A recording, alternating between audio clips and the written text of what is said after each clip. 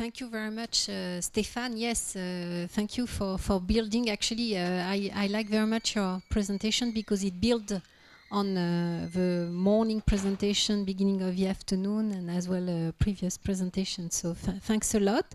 Now we are moving with Matthieu Soule. Pardon. Matthieu Soule is strategic analyst at Atelier BNP Paribas. Again, a member of our workshop and work at the think tank Futur Numérique. So what is, from the strategical angle, I know you've been working a lot on value creation, you're as well from the banking industry, so what's your experience of value creation in privacy? Yes, thank you, Karin. So just a few words about my background. I've been working for BNP Paribas for the last 5 years, in fact, both in San Francisco in our innovation lab called the Atelier. I came back, in fact, to the bank 3 years ago as responsive manager, basically, for studies and prospective for the retail banking arm. And I just came back, in fact, to the Atelier office in Paris to work on strategy analyst, especially for the bank, financial services within the bank, and also for external clients. Just to give you a little background about how banking, basically, like a group like BNP Paribas, a banking and insurance group, is looking about this kind of issue. First of all, maybe a little reminder about what is bank. Basically, bank is what you trust when you want to keep safe your cash. Maybe now not just cash, but your financial life. And for insurance, is basically the insurance is protecting you against life hazards. So, but you have two words: is around trust and protecting. And the bank is very careful, in fact, around what is doing with the data, because if the bank is breaking the trust you have in it, you will not make any more business with them, and in terms of economic, it's not very good. When you're looking from the business side for the banking, for BNP Paribas, for example, you're talking about yes, dozens of countries, tens of millions of banking accounts, even more for insurance accounts. So you have a lot of data you're managing, and as more and more basically data is collected around your client and your businesses, because you have obviously the individuals, but you have also other merchants, for example, you're collecting payment for them, you're making the stuff. So basically, I like to say in general, like the bank is like a giant INSEE. INSEE in France is a national statistic. You have more or less a kind of live system around what is going on around economics. And you have this kind of interest, in fact, at the micro level. I would just take one example from the banking industry, not in Europe, which has been done in the US, called Bundle. It's bundle.com.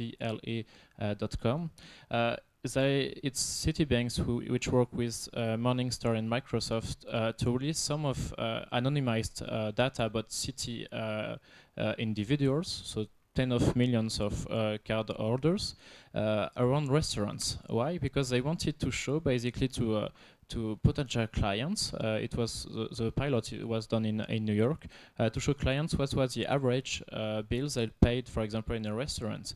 But they were also displaying another kind of data. They were also displaying which kind of what was the average frequencies, for example, for the restaurant. So thinking about, for example, La Fourchette in France, if you may know the services, and you could add the real value, what people are exactly paying at the cash register when they're ending, also the frequencies of the restaurant, and you have another tool that we're just using, having the address of the people using the card, what kind of crowds basically were going to this to the different restaurants.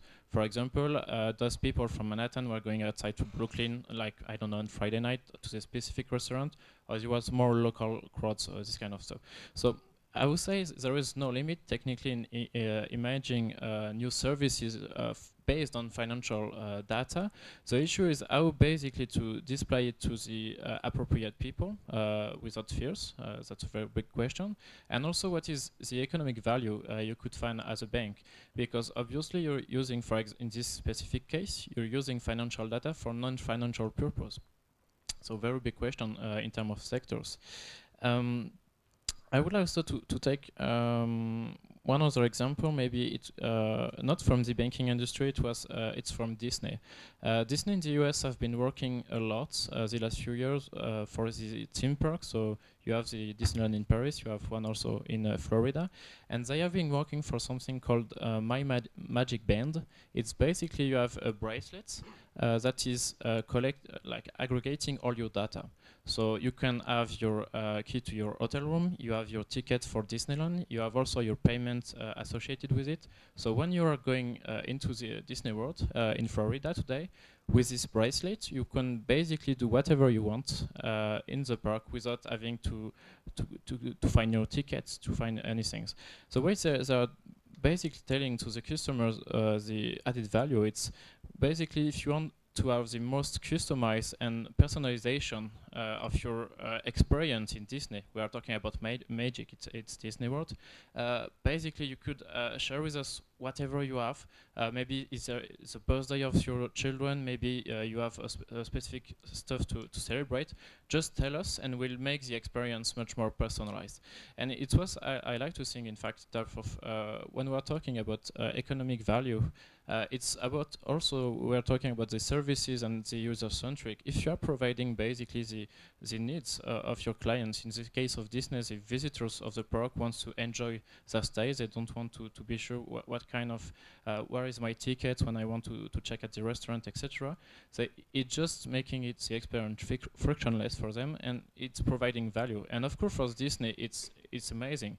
They are just locating at any time in the park where people are. They can manage it. They can maybe change. We're talking about the coffee, the favorite taste when you're going to the cashier. You have your coffee already made because you were just at the attraction right to the next door. So it's very easy to them to do that. And if we're talking the Disney example in the real world, we are more or less understanding what could be, in fact, the kind of trade-off people will have to do with that. Maybe coming back to the banking industry, today this kind of question is very pregnant because, not pregnant, sorry, it's very important because obviously people want to more and more having management of their financial life. It's kind of complicated. So a lot of times we have, I will make a parallel after, but they have difficulty to manage basically their forecast of revenues. If I want to buy a house, what kind of credit I will have. So they have to make a lot of guess. So basically they are sharing information with their banker, and you are doing a lot of kind of simulations to be sure. But as it's changing every time and you have also a negotiation, it's very complicated. But for example, there were already some services, again from the US, for example. One service was called a bill shrink. You have just to type, in fact, the number of information, what was basically what you were paying for your telco bill, what kind of number of hours you have, and they were providing you basically best offers from other providers. When you're thinking about this kind of services, imagine that basically you could connect your banking data information with this kind of services, so it will be automated field, and you will have a lot of savings basically because you could optimize a lot of the services you're paying. You don't have to remember the last 3 years how much you pay in average, etc. It could be already filled up. And in case of the banking industry, you have this kind of stuff that is going on. The issue for bankers, especially, it's several. First, in terms of we're talking about trust and services. It's one of the industry probably the one is the most regulated. First, of course, you have as everybody, you have a question of individual privacy with the CNIL, etc. For example, in France, you have also what we call bank secrecy. So it's professional secrecy. You can display, in fact, to another service that one individual is as an account in your bank. So it's kind of complicated if you have to build some bridges. And also the question of the regulators in terms of what you can do basically with the data you have as sectorial. We were talking about the health industry. For the banking industry, you could have exactly the same kind of issue. If you are using financial data for non-financial services, what basically is the kind of regulation that has applied. And what we were discussing, in fact, during the workshop we have, there is a question of virtual circle around trust, and I took the example from the payment industry. The way you're using a new payment mean, for example, when the first card was introduced, if you have a problem, for example, the first time or the second time you were using your credit card, you will not use it. You will not use it anymore because you didn't trust the system. At the moment, you have a certain frequency of usage, so every time you're using your card, no problem, it's paid, the balance is done, you have the services in return. You become accustomed, and it's not more a big deal for you to share this kind of information with the card. And it will be exactly the same thing, I think, for in the future for services around, for example, the banking industry, but also for the telcos and the others. You will have to make some trials with your customers, and at a time that they will be accustomed and trust you, you could bring more services and more trade-off offers. The issue is you don't have to break, in fact, this question of virtual circle, because at this time you will not be able anymore to push any kind of services.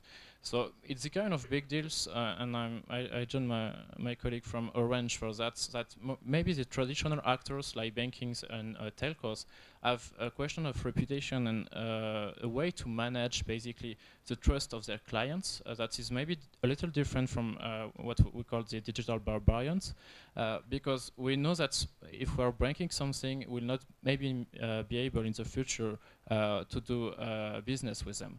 So you have to manage it very carefully, but it's also a very big a big advantage, because obviously if there is any kind of problem with for example banks, you can always go to branches and deal with the people at the branches. That is not exactly the case today with traditional with barbarians, because obviously if you have a postal address in Ireland or in Montenegro, it's kind of very complicated, in fact, to deal with that. So the question of trust for banking industry with digital, a lot of opportunities, a lot of complexity, in fact, to deal with individuals, because you don't know exactly what kind of value it can bring to them, and you have to manage it carefully. But obviously, I would say that there will be a lot of things that will be developed.